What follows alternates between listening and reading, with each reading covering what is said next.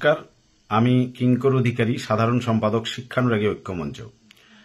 আমরা সংগঠনের পক্ষ থেকে আগামীকাল অর্থাৎ 25শে ফেব্রুয়ারি 1টার সময় নবান্নে ডেপুটেশনের কর্মসূচি গ্রহণ করেছিলাম এবং আমাদের দাবি কি ছিল যে ওয়েস্ট বেঙ্গল হেলথ স্কিম 2014 সেটা শিক্ষক শিক্ষাকর্মী সমস্ত স্তরের প্রাথমিক থেকে উচ্চ মাধ্যমিক স্তর পর্যন্ত সমস্ত শিক্ষক শিক্ষাকর্মীর জন্য এই ওয়েস্ট বেঙ্গল হেলথ স্কিম যাতে লাগু করা হয় তার জন্য আমরা দাবি বিভিন্ন সময় তুলে ধরেছি এবং নবান্নতে আমরা মেল করে দাবি জানিয়েছিলাম যে আমাদেরকে একটা তাদের মতো করে দিনক্ষণ দেওয়া হোক, আমরা সেই দিন ডেপুটেশনে যাব।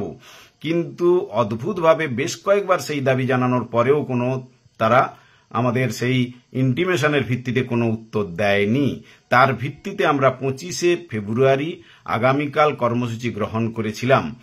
আজ সকাল থেকে সারা দিন আমি যখন স্কুলে ছিলাম এবং বাড়ি এসেছি, সারাক্ষণ নবান্নের জায়গা থেকে স্পেশাল ব্রাঞ্চের জায়গা থেকে নিয়ম অনুযায়ী ফোন আসে আমরা জানি, কিন্তু সমস্ত জায়গা থেকে হাওড়া পুলিশের যে কমিশনারেট সেখান থেকে ফোন আসে যে কোনোভাবে এই কর্মসূচি গ্রহণ করা যাবে না। আমরা বললাম যে জমায়েতের কর্মসূচি বিরাট নেই, আমরা কিছুজন জমায়েত হয়ে সামান্য কয়েকজন, তারপর নিয়ম অনুযায়ী আমরা নবান্নর ভেতরে গিয়ে আমাদের ডেপুটেশন দেব, যা নিয়ম আছে সেই নিয়মের ভিত্তিতেই দেব।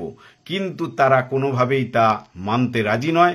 বারবার আমাদেরকে ফোন করে জানায় যে কোথায় আমরা জমায়েত হব, কজন হব, এই বিষয়গুলো কন্টিনিউ জানার পর সেই থানার জায়গাতেও আমরা জানিয়েছি লিখিতভাবে যে আমরা জমায়েত হব অল্প কয়েকজন, 10-15 জন আমরা জমায়েত করে তার ভিত্তিতেই ভেতরে যে নবান্নের ভেতরে যে নিয়ম রয়েছে যাওয়ার সেভাবেই আমরা যাব।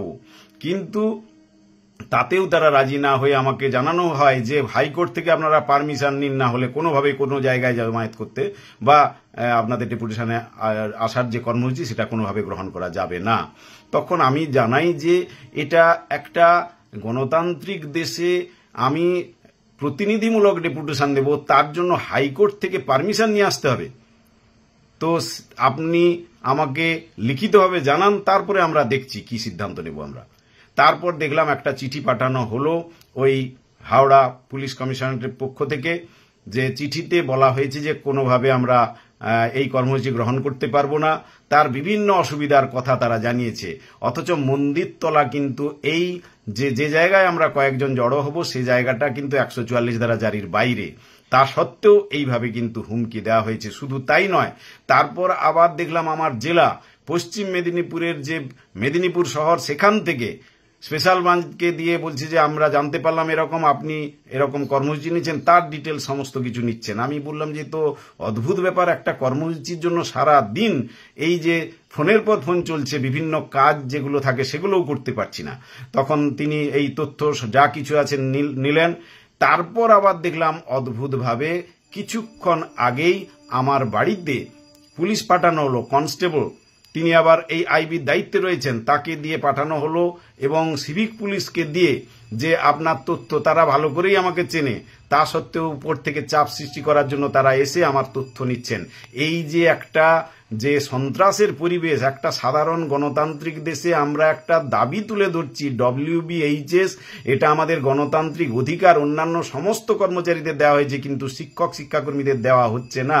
সেই দাবিটুকু তুলে ধরবো, তার জন্য এইভাবে বারবার যে হুমকি এবং তাকে একটা ত্রাসের যে পরিবেশ, সন্ত্রাসের পরিবেশ তৈরি করা হচ্ছে, আমরা ধিক্কার জানাচ্ছি এই রকম একটা পরিস্থিতি তৈরি করার জন্য। আমরা শিক্ষক মশাইরা, শিক্ষাকর্মীরা তারা একটা প্রতিনিধিমূলকভাবে ডেপুটেশন দিতে পারবো না নবান্নের মতো একটা জায়গাতে, যেখানে সরকারের সমস্ত আধিকারিকরা রয়েছেন, মুখ্যমন্ত্রী থাকেন, সে জায়গায় যাওয়ার অধিকার নেই আমাদের। তাহলে কিভাবে চলছে এই রাজ্য? আমরা প্রতিবাদ জানাচ্ছি এবং আমরা সকলকে এই কথা বলতে চাই যে আগামীকালকের যে কর্মসূচি, 25 তারিখের যে কর্মসূচি, সেই কর্মসূচি হবেই। সেখানে তারা যদি আমাকে গ্রেপ্তার করবে বা যা কিছু হুমকি দিয়েছে তারা যদি তা করবে, কিন্তু এই কর্মসূচি থেকে আমরা কোনোভাবে পিছিয়ে আসছি না। আমরা এই কর্মসূচি কিন্তু গ্রহণ যেভাবে করেছি সেই কর্মসূচি আমাদের থাকছে। আগামীকাল হাওড়ার যে মন্দিরতলা সেখানে আমরা কয়েকজন মিলিত হব, সেখান থেকে নিয়ম অনুযায়ী যে আমাদের ডেপুটেশন কর্মসূচি সেটা পালিত হবে। সকলের কাছে অনুরোধ করছি আপনারা সকলে ঐক্যবদ্ধ থাকুন, পাশে থাকুন। এই এই ঐক্যবদ্ধ লড়াইয়ের মধ্য দিয়ে কিন্তু সরকারের যে এই ঔদ্ধত্য এবং এই যে দাবি আমাদের, সে দাবি আমরা ছিনিয়ে আনব। নমস্কার সকলকে।